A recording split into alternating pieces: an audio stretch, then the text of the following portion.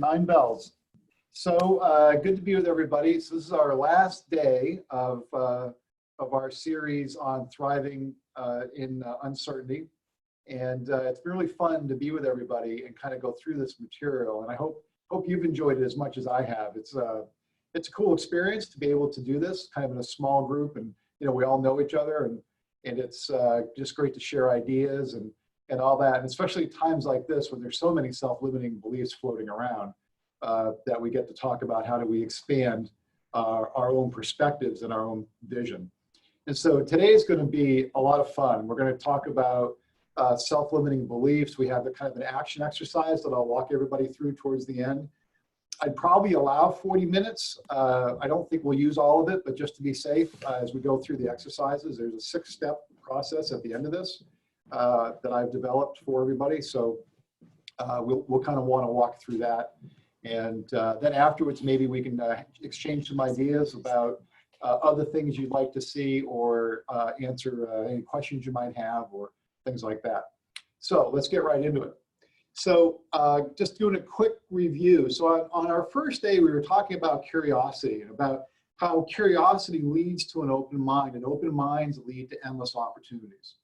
And that's so important as we start this journey about how do we find our way through uncertain times and navigate change, right? Because change in of itself, if we remember, is leaving the known for the unknown. And so being curious naturally opens the mind and the perspective, and that's where we find all the opportunity. All the opportunity exists in all opportunity exists in the undefined space. It's like lighting that match in a dark corner. That's where all the opportunity lives. Then when our second day, we talked about understanding you and how we're wired, right? Because we all come wired from the factory generally the same on how a composition of our wiring, and then it's up to us to figure out how do we rewire ourselves. So we talked about the emotional dashboard, and that your emotions are really a feedback mechanism. They're not designed to control you, they're designed to give you feedback. And if you think about emotions as being like the dashboard of your car, because the dashboard is not the car, okay? The dashboard is giving you feedback on the car. Your emotions are the same thing. So if you use your emotions as basically an information, a dashboard information source, where that you start asking yourself questions. Well, why is this triggering this? Why am I feeling this way? You want to do more of some things and less of others, and that's how you sort that out. You use your emotions. You don't become the emotion, but you use the emotion as what it's designed for. It's a feedback mechanism. And the second day, we also talked about developing your own level. And I really like this. I use it for myself. And, am I in level or am I out of level? Envision putting a level on your chest. And, when you're zero bubble or even bubble, then you're in balance. And this is about being in balance. If you find yourself tilted one way or another, well, you're out of balance. Now, the key to being out of balance is knowing you're out of balance, right? It's one thing, and frankly, when people aren't aware or they're unconscious of their own emotions or their feedback loops, they can be out of balance and just keep going out of balance. And so the key to this is kind of understanding that knowing when I'm out of balance, it's that metacognition that we've talked about a lot, knowing when I'm out of balance, and how do I put myself back in, okay?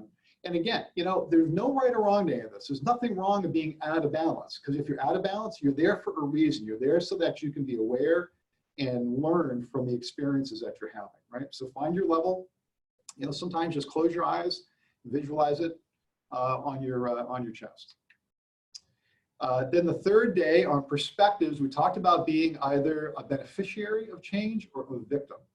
Why is this happening to me? As soon as we do this, all of our power goes away. We lose everything, okay? Why is this happening to me again? Well, it's not happening to you again. You're getting another opportunity to learn from a similar experience. And so change is a learning opportunity if we look at it that way. If you look at it as change, then you're going to be the beneficiary of it, okay? If you're a victim, you're not going to learn anything. No one ever learns anything when they're in victimhood.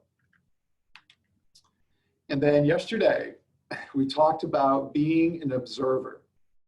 And when you're in observation, remember we were talking about the metaphor of being kind of the director and the actor at the same time, and you're giving yourself lifetime feedback, the higher you to the lower you, about making course corrections and about making adjustments.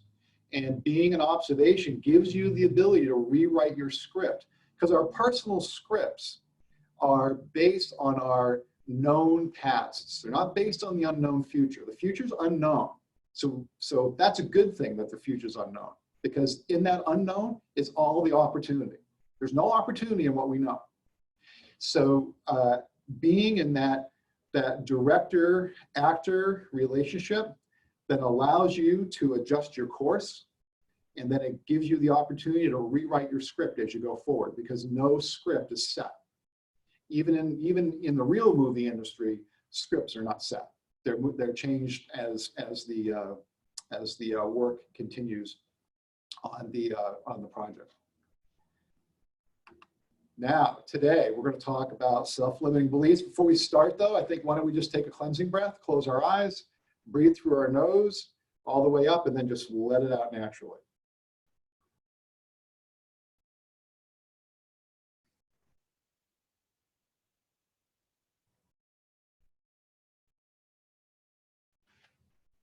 Always a good exercise to center ourselves before we start really anything, the day, going into a meeting, going on a listing appointment, any of that type of stuff. This is just a great way just to center yourself, let out whatever energy that you've been carrying with you, and just let it go.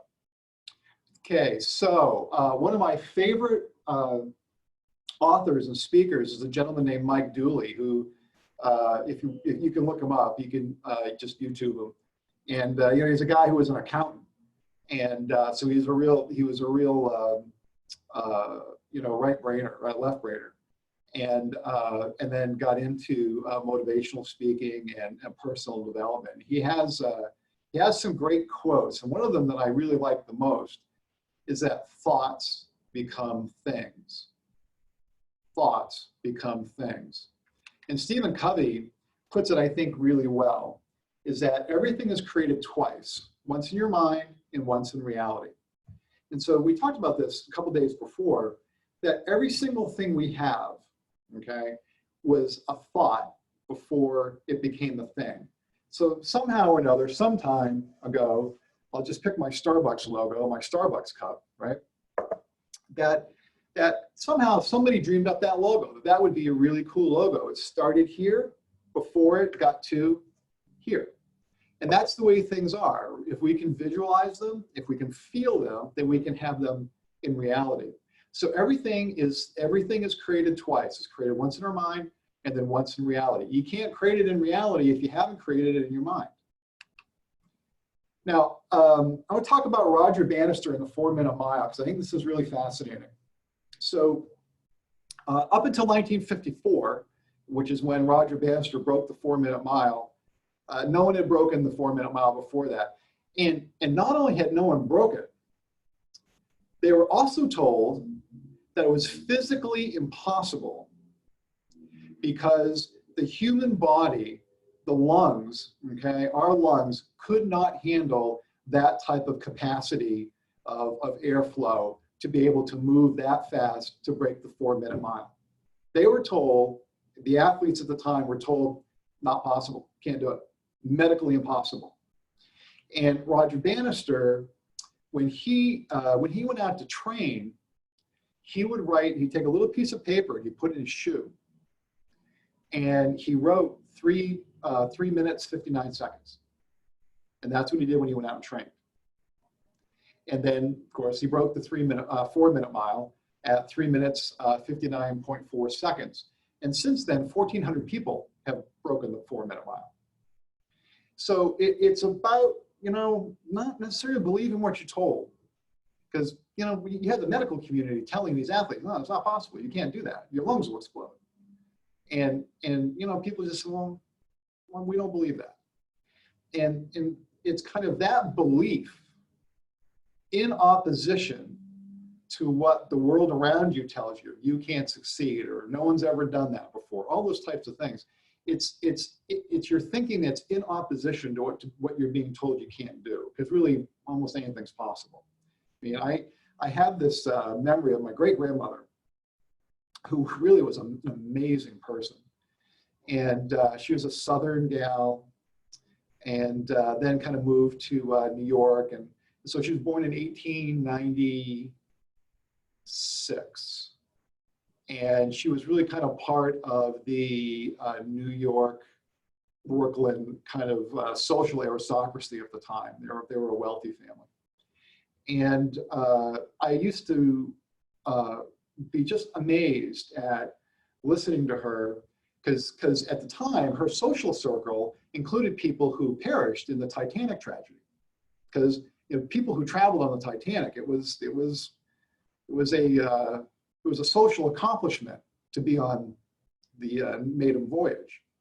And the maiden voyage was from Dublin to the United States. So people actually had to go over there first to be able to take the ride back. And of course, we all know how that ended. But I remember listening to her telling me about the people that she knew. And what struck me as I got older about her was that she was born in a time when electricity was not prevalent, no cars, or there were cars just a couple years later, but generally no cars, no radio, no phones, there's telegraph, but, right? And so in her life, she saw a world that went from horse and buggy to the Wright brothers to 1969 landing on the moon. And so you think about the march of time, right? All things are possible. I mean, who knows? I was talking to my grandson the other day, and he was talking about, we were talking about what it would like to live on Mars, right? And I told him, he's 9, I said, hey, you could be an astronaut. You could go live on Mars if you wanted to. And that's what the future is. So the things that we kind of look at today as being not possible, no, not really. Because who would have ever thought in my grandmother's age when she was, living in Brooklyn at the end of the Victorian era, and that she would actually, I mean, if you told her that you're going to watch someone land on the moon in the early 1900s, they'd never believe it. So all things are possible. I think this Roger Bannister story illustrates that well. I want to talk now about some of the Hermetic principles, and one Hermetic principle in general, or specifically. And Hermes is a Greek philosopher. It's a little bit unclear whether he was an actual philosopher or he was a combination of a Greek and Egyptian god Thoth, and they put them together. And that's where some of these principles came from. So it's unclear whether or not it was a specific, whether Hermes was an actual specific person or whether it was a compilation of a Greek god and Egyptian god, and then put together the different works of the high priests that kind of managed, right, the messaging. But their Hermetic principles are super fascinating. And there's one Hermetic principle about vibration. And it goes like this. Nothing ever rests. Everything is in a constant state of vibration. If you change your vibration, you'll begin to manifest whatever resonates on your vibrational level. So everything around us, no matter how solid it might appear, okay, whether it's my desk or whether it's this computer or the screen or the camera, every single thing is in vibration, which means every single thing is in a state of change. Everything. There is nothing that is not in some state of change. You can take a school bus, you can put it in a junkyard, and 100 years from now, it's a pile of rust, okay? Every single thing is in a state of change, and everything around us, including ourselves, are in a state of change. And it's important to understand that, because when we were talking about status quo, right, and the aversion principle that humans, that as a species, we just like status quo. But there is no status quo. There's no such thing. It doesn't exist, because everything is in a state of vibration. And vibration also means change. And, the building that I'm in here, One Bedford Farms, 200 years from now, 100 years from now, is it going to be here? We're doubtful, right? So everything around us is in a state of vibration. And that, what's kind of good about understanding that is that you understand that it's natural. This is a natural process. Nothing's happening to us. It's happening with us if we look at it that way. That's part of being the beneficiary. So I like this Hermetic principle because I think it speaks to, if we start our day and we end our day knowing that everything is in a state of change, and in that change, in that blank space of change is where all the creativity, it's where all the cool stuff is, right? That's where all the cool stuff lives there. That I think that's very comforting to know that. Now let's talk about the ego. So the ego is the spoiler, gets in the way of everything. And there's this great quote, it's a Buddhist quote. Move you guys over here for a second on my screen, I couldn't see the quote. So the ego is an identity of our own construction, an identity which is false, because we just create it, okay? And there's a really simple way to understand how the ego operates and how it operates in opposition to your quest for change. At one point, in every one of these presentations, my computer is locked up. There we go. So here's how you look at ego. The ego will be vigorously against any change, positive or negative, if that change is in opposition of your view of yourself. So your ego is designed to support whatever the vision is of yourself. And that's just so important to understand, because that gets back to our wiring. We're talking about synaptic connections, right? So when we're talking about our synaptic connections, those really create the view of ourselves. So if we look at ourselves, and I'll just use fitness because it's easy. If I look at myself as being unfit, however I describe that, then going to the gym is going to be harder. Like if I can't see myself being healthy, then my ego is going to be in opposition to that, because it becomes the identity that I own. And here's a really important point, is that these certain things, they don't know the difference between right or wrong. Okay, and I shouldn't say they, but like your ego doesn't know the difference between right or wrong. Okay, all it knows is what it's programmed for.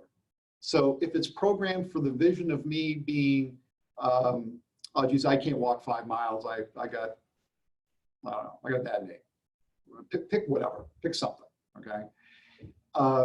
Then that reinforces, right? That reinforces the ego in its ability to block whatever change that you want. Remember, we talked about the fact that people have up to 60,000 thoughts a day, probably even more than that. And 80% of them are the same. So if 80% of your thoughts are the same, and you're having 60,000 thoughts a day, right? Well, how strong are those connections? How strong is your ego connection going to be to whatever identity you have? And it doesn't know the difference whether or not it's good for you or not. It just knows that's what you told it. That's all it knows. It doesn't know any different than that. So your ego will be in opposition to anything you want to do, okay?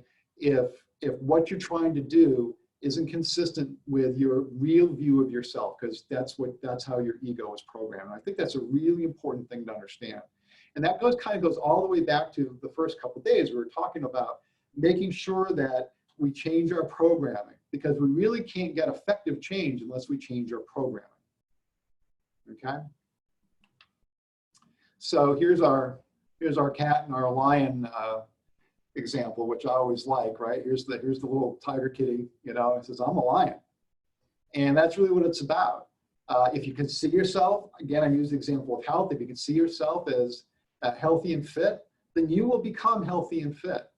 If you say, I can't do that, for whatever the I can't is, okay? If I can't walk 5 miles, walk 1 mile, right? Whatever it is, okay?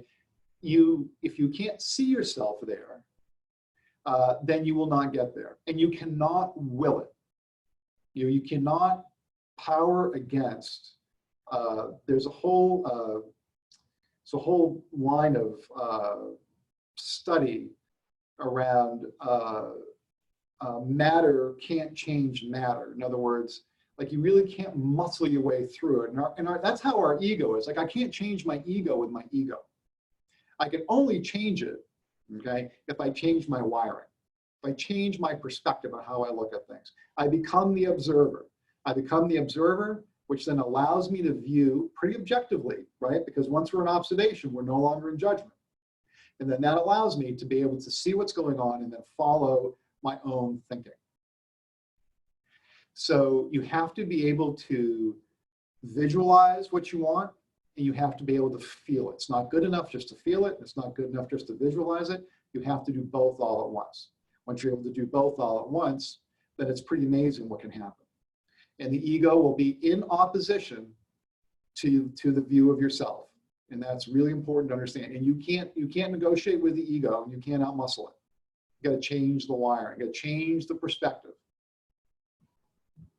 So now we're going to get into the 6 steps of how to change your programming. And then on the other end of it, when we're done with this, we'll use we'll use myself as the guinea pig as an example. So the first step is you have to create a vision of what you want, and then you have to replace that vision with your programmed beliefs. So that new vision, okay, is starting, that's what you're going to use to replace the programming. Second, be present and mindful of your thoughts. And as they occur, you literally remove the old belief and replace it with the new vision. Now look, we just talked about having 60,000 thoughts a day. So, you know, we're not going to be able to catch every single thought. But when we notice them is when it matters. When we notice our thoughts, metacognition, at those critical moments, when we notice our thoughts, that's when we substitute the new belief for the old belief. And you do it enough, then all of a sudden you have a new belief system. Now all of a sudden your ego is reprogrammed, your wiring is reprogrammed, and now that vision can happen. So you have to feel the vision you created. You can't just see it, you have to feel it. You have to be able to, I don't know this, of course, but I bet you Roger Bannister visioned himself running across the finish line under 4 miles. I'm sure he felt it. Like, what is that going to feel like? And there's kind of a runner's trick. You know, when you're tired, you know, don't focus on where you are right now. Focus on the end. Focus on how you're going to feel at the end of the run. Or if you're completing a project, you know, let's say it's a project at home. You're painting the bathroom, or whatever the case may be. Or it's a woodworking project, or scrapbooking, or whatever is important to you. You know, envision how are you going to feel when it's done? Because owning those feelings really matter, right? And if you can feel it and you can own that feeling, you can connect that feeling with your vision. Now all of a sudden you're on your path to being able to change your wiring. Make a plan. It's important to make a plan and write it down and measure yourself against it. Now, it doesn't need to be elaborate, depending on how we're built. You know, some people might write it down on a note card. Some people might write it down on a random slip of paper. Some people might build a PowerPoint or you know, an Excel spreadsheet. It doesn't really matter how you do it. There is no right or wrong way, whatever works for you, but make a plan and write it down. Here's what I want. And the benefit of writing it down is that it gives you the opportunity to go back and measure yourself. Okay, have I done this? So this is a 6-step plan. This could be what you write down. You'll be able to print this out. And you could use this as your plan if this is what you're comfortable with. But it's important to be able to measure yourself. So picture an athletic event, a football game, and there was no hash marks and no 50-yard line. How would you know where you were? You wouldn't. So if you were playing the game and there weren't any hash marks, and there wasn't a 50-yard line, then you really wouldn't know where you were. So if I don't know where I am on the field, like I don't know how far I got to go for the touchdown. And it's the same thing. You have to be able to measure yourself. It's like super important. So you'll be able to use this as a plan if you want, or you can come up with your own, but make a plan, write down your goals. And it doesn't need to be elaborate. It could be 3 bullets. It doesn't need to be much, just enough so that you can measure it. Next is when you develop your plan and you have your goals, take somebody who you trust, family member, friends, whoever it is. It could be more than one person. Tell them your plan and ask them to check in with you. They're kind of like, you know, they're like an accountability buddy, really. You know, and it doesn't need to be formal. You know, it doesn't mean that every Thursday morning at 8, you know, I'm getting a call from my friend to see how I'm doing, but you know, come up periodically in conversation. Just kind of the act of knowing that you've got someone here to help you and that you can talk to about it, just in of itself, that's empowering because you're not in it alone. And so I would really recommend that whoever you trust, whoever you might have the same goals in common with, it's a little bit like having kind of an unofficial coach if you went to a gym or a scholastic tutor or something like that. And that's really important. And then you're able to talk about it. And here's what you find when you talk about your goals, and as you're accomplishing them, is you hear yourself talk, and you're listening to yourself talking about what you're achieving. It strengthens your commitment and your resolve, because all of a sudden you're realizing what you're doing. You're realizing what you're accomplishing. So that's a very important part of this. And I think lastly is be kind to yourself. Okay, none of us are perfect.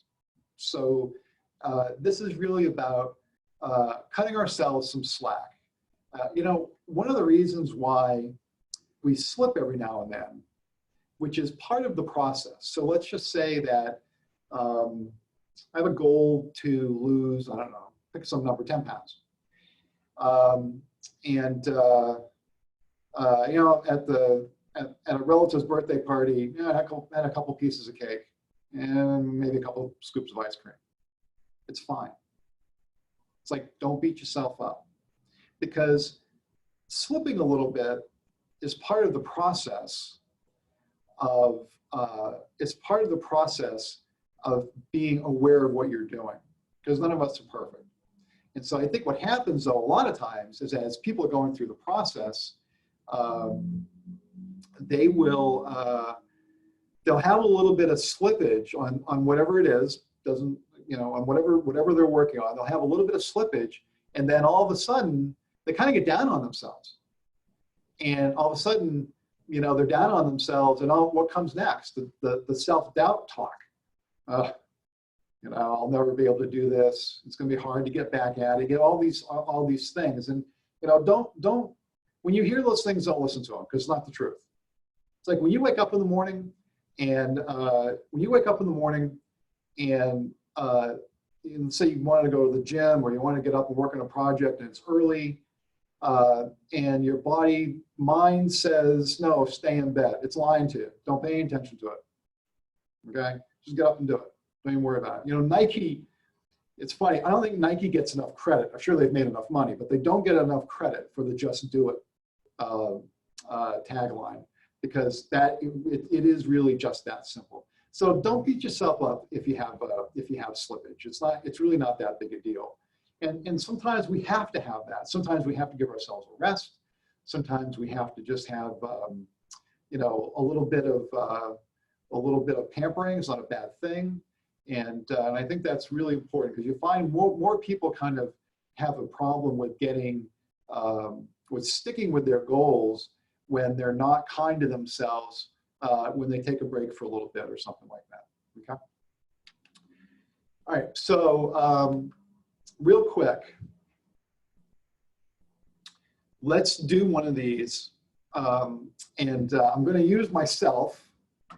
And we did this with the sales directors at a meeting. I don't know if it was in March, beginning of March. I don't know. Everything seems like so long ago. Like the last the last sales directors meeting seems like it was like 10 years ago.